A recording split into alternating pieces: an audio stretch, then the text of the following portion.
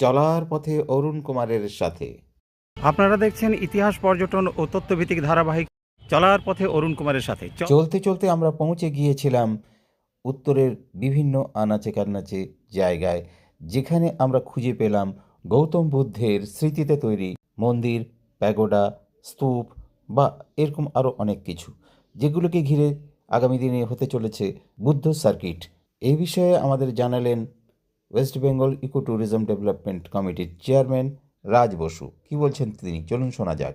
সবচেয়ে আনন্দের ব্যাপার হচ্ছে যে আমাদের পশ্চিমবঙ্গে, বিশেষ করে সাউথ বেঙ্গল এবং নর্থ বেঙ্গল মিলে আমাদের অনেক পুরনো একটা বুদ্ধিস্ট ইতিহাস আছে। আমরা যদি মোগল বাড়ি দেখি, জগদল্লা দেখি মালদার ওখানে, বা আমাদের রায়গঞ্জের কাছে বানগড় দেখি, বা আমাদের ময়নাগুড়িতে যদি আসি, আমরা ময়নাগুড়িতে আমরা দেওমালি যদি দেখি, যেখানে উইনসাং এসেছিল, তো এইসব পুরনো সব জায়গা দেখলে আমরা বুঝতে পারি যে পশ্চিমবঙ্গের একটা খুব পুরনো বুদ্ধিস্ট ইতিহাস আছে, এবং সেই ইতিহাসটাকে, সেই বুদ্ধিজমটাকে বেস করে আজকে যেটা আমরা বজ্রযান দেখতে পাই, মানে হিমালয়ের যে বুদ্ধিজমটা দেখতে পাই, সেটাও যেরকম এগিয়ে গেছে এবং সেটার উপরেও যেরকম একটা ইনফ্লুয়েন্স হয়েছে আমাদের বেঙ্গল বুদ্ধিজম। একইভাবে থেরাভাডা বুদ্ধিজমের কাছে, যেটা বার্মার দিকে গেছিলো, মিয়ানমারের দিকে গেছিলো, হ্যাঁ, সেটাও কিন্তু আরাকানদের ধরে সেখানটায় অনেকটা ইনফ্লুয়েন্স কিন্তু আমরা বেঙ্গল বুদ্ধিজমে দেখতে পাই। আমরা দেখেছি যে এই যে মিশ্রণ থেরাভাডা বুদ্ধিজম এবং বজ্রযানী বুদ্ধিজমের বা মহাযানী বুদ্ধিজমের যে এক জায়গায় আসার যে একটা একটা প্রক্রিয়া, সেটা কিন্তু বেঙ্গলে সবচেয়ে ভালো দেখা যায় আর কি।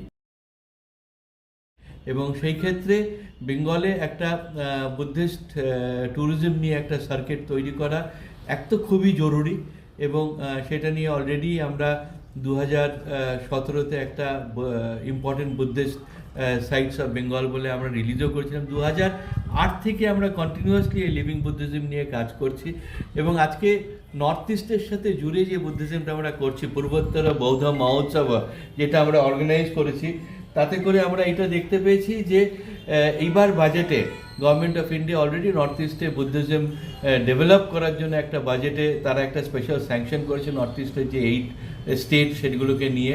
তো আমরা আশা করছি যে সেটার সাথে আমাদের উত্তরবঙ্গ অ্যাজ আ ট্রানজিশনাল সেই স্কিমের আন্ডারে নিশ্চয়ই ঢুকতে পারবে, কেন কি উত্তরবঙ্গ বাদ দিয়ে নর্থ ইস্টের বুদ্ধিজম তৈরি হওয়াটা খুব ডিফিকাল্ট, কেন কি আমার দার্জিলিং, কালিম্পং এইসব অনেক জায়গাতে বা ডুয়ার্সে অনেক মনেস্ট্রি আছে যেগুলো প্রায় 150 বছর বা 100 বছরের বেশি পুরনো।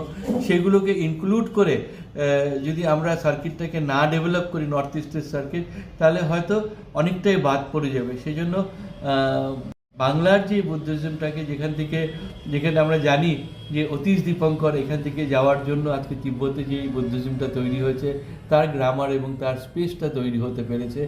একইভাবে যে বিভিন্ন বুদ্ধিস্ট ডেভেলপমেন্টগুলো হয়েছে, তার সেখানটায় আমাদের প্রথম দুটো যে বুদ্ধিজমের রিভাইভাল হয়েছিল, একটা হচ্ছে মহাবোধি সোসাইটি, একটা বেঙ্গল বুদ্ধিস্ট অ্যাসোসিয়েশন, এই দুটোই কিন্তু আমাদের বেঙ্গল বেস করে শুরু হয়েছিল।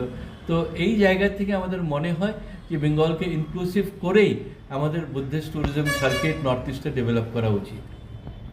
কতটা অগ্রগতি হয়েছে এবারে সরকারি ক্ষেত্রে বা সরকারি ক্ষেত্রে? তো অনেকটাই অগ্রগতি হচ্ছে, কেন 2008 থেকে আমাদের নর্থ ইস্ট নিয়ে যে কাজ, সেটার একটা স্পেশাল স্যাংশন পাওয়া না মানেই সেই কাজটার একটা রেকগনিশন, যে এটা রেকগনাইজড হয়েছে যে নর্থ ইস্টে বুদ্ধিজমটা কতটাই ইম্পর্টেন্ট এবং ট্যুরিজমের ক্ষেত্রে এটা কিভাবে একটা মেজর রোল প্লে করতে পারে। তো সেই জায়গার থেকে তো একটা হয়েছে। এবার যেটা দেখার, সেটা কি করে সেটার মধ্যে আমরা বেঙ্গলকে অ্যাড করতে পারবো, সেই স্পেসটা তৈরি করাটা এখন আমাদের একটা লক্ষ্য, যে অন্তত উত্তরবঙ্গটাকে যাতে আমরা ইউজ করতে পারি।